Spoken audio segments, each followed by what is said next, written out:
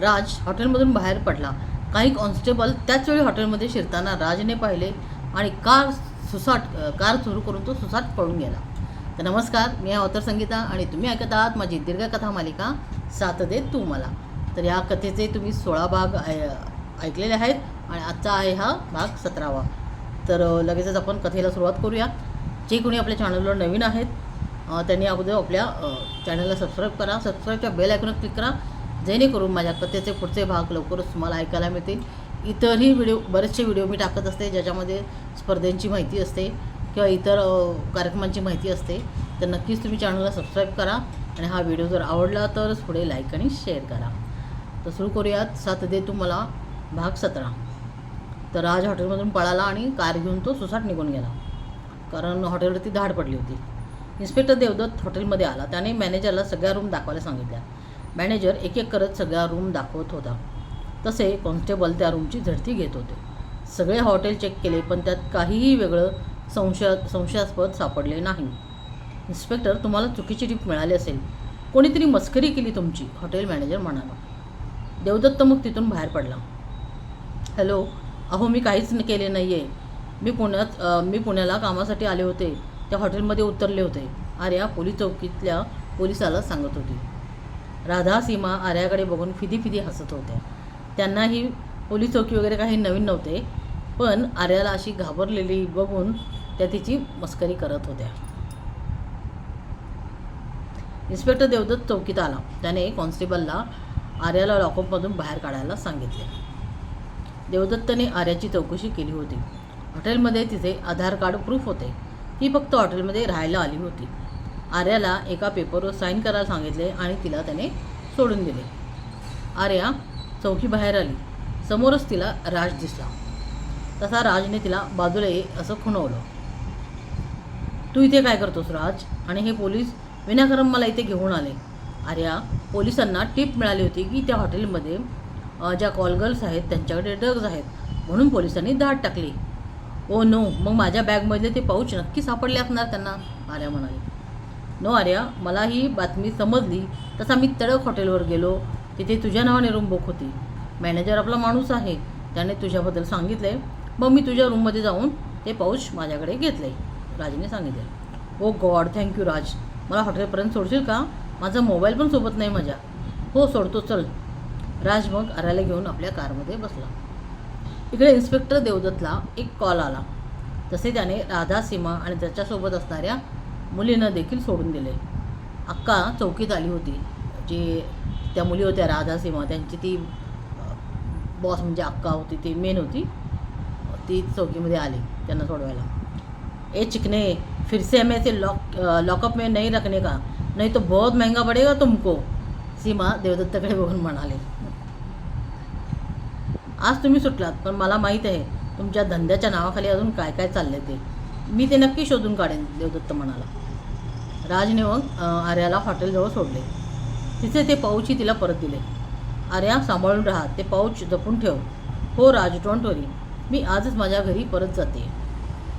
Okay, पुन्हा भेटू मग, राजने तिला हात मिळवले. मिताली आज मितेशकडे आली होती. कालच्या प्रसंगामुळे अजिंक्य अजून तिच्यावर राग धरून होता. त्याने कॉल मेसेज काहीही केलेले नव्हते. मिताली जरा अपसेटच होती.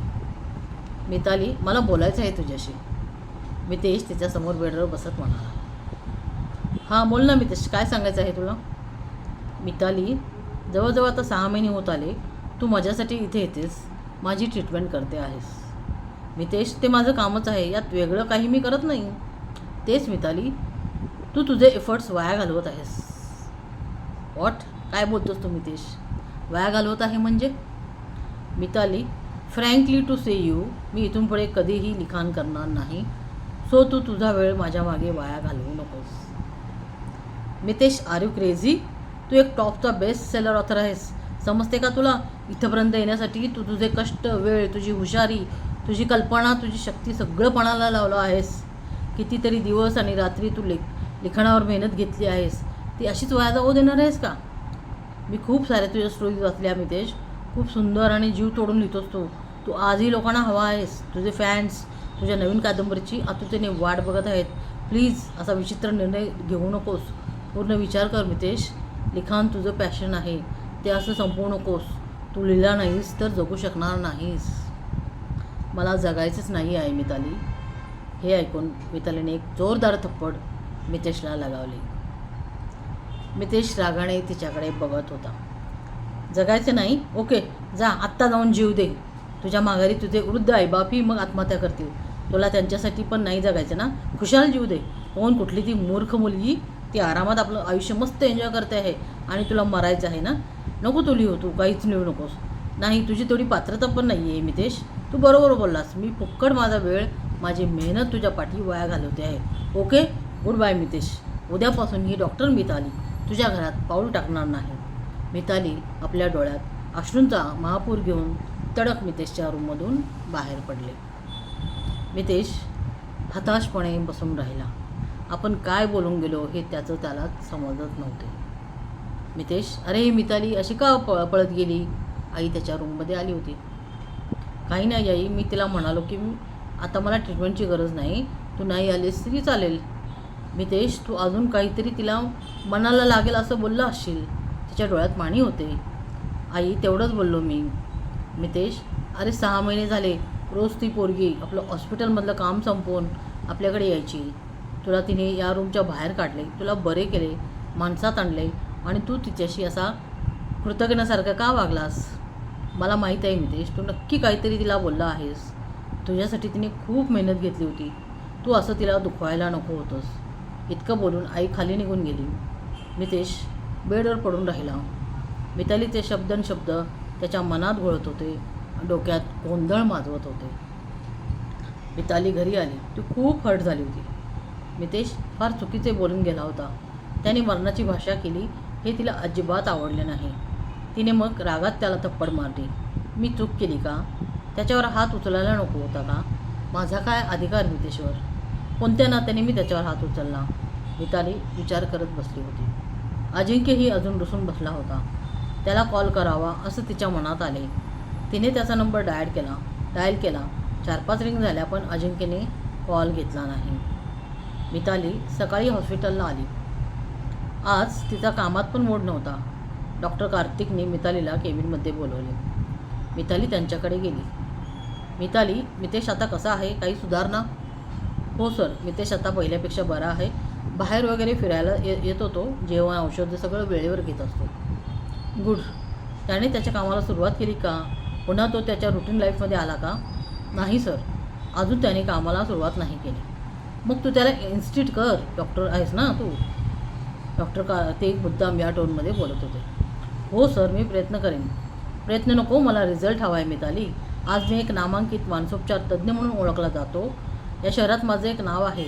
माझ्याकडे आलेला पेशंट पूर्ण बरा होतोच हा लोकांचा विश्वास आहे आणि मीही तुझ्याकडून तेच ॲक्सेप्ट करत आहे. सर, मी तुम्हाला निराश नाही करणार. मिताली, वाटलं तर त्या मितेशला घेऊन 4 दिवस आउट ऑफ स्टेशन जाऊन ये. त्याला नेचरच्या सानिध्यात ने, त्याला बरं वाटेल. मी तुझी सुट्टी मंजूर करतो. ओके सर, मी जरा विचार करून घरी विचारून मग सांगते तुम्हाला. मिताली सरांना डायरेक्ट नाही म्हणू शकली नाही. मिताली पुन्हा आपल्या केबिनमध्ये आली. तिला समजले की सर हे मुद्दाम बोलत होते की मितेशला घेऊन बाहेर जा. त्यांना मी आणि अजिंक्यपासून मी दूर गेलेली हवी आहे. काही करून ते अजिंक्य आणि माझ्यात फूट पाडणार हे तिला दिसून येत होते. तिला आता अजिंक्यचा खूप राग येत होता. भेटून बोलावे ना त्याने. जो काही राग आहे तो बोलून कमी करावा असं तिला वाटत होते. तिने पुन्हा एकदा त्याला कॉल लावला. यावेळी पण त्याने कॉल घेतला नाही. मितालीने मग डायरेक्ट त्याच्या ऑफिसकडे जायचे ठरवले. इकडे मितेशने जेवण केले नव्हते. तो मितालीशी रूडली वागला होता याचे त्याला आत्ता वाईट वाटत होते. ती आजपासून आपल्याकडे येणार नाही या विचाराने तो उदास झाला होता. आईने त्याला सांगितले की मितालीला कॉल कर आणि सॉरी म्हण. पण मितेशला कॉल करावा असं वाटत नव्हते. त्याने मितालीला खूप दुखवले होते. त्यापुढे तर ते सॉरी काहीच कामाचे नव्हते. मितेशने औषध पण नाही घेतले. तो दिवसभर मितालीची वाट बघत होता पण मिताली काही आली नाही. असेच आठवडा झाला पण मिताली काही मितेशकडे आली नाही. काकूंनी मग मितालीला कॉल नाही केला. मितेशला त्याची चूक समजायला हवी असं त्यांनाही वाटत होते. हॅलो मित्या, कसा आहेस? राहुल त्याला भेटायला आला होता. मितेश काहीच बोलला नाही. मितेश तुझ्यासाठी काय आणले बघ. राहुलने एक बॉक्स मितेशच्या हातात दिला. मितेश तुझ्यासाठी नवीन मोबाईल आणला आहे. यात डॉक्टर मिताली, निखिल आणि माझा नंबर सेव्ह केलेला आहे. बाकी आपल्या मित्रांचे नंबर देखील सेव्ह आहेत, राहुल म्हणाला. मितेशने बॉक्स ओपन करून मोबाईल हातात घेतला आणि डॉक्टर मिताली या नावाकडे तो बघत राहिला. आता आपण इथेच थांबतो आहोत. कथेचा पुढचा भाग लवकरच येईल. ही कथा तुम्हाला कशी वाटते नक्की आवर्जून कमेंट करा आणि आपल्या चॅनलला नक्की सबस्क्राईब करा. कथा आवडली असेल तर व्हिडिओला लाईक आणि शेअर जरूर करा. धन्यवाद.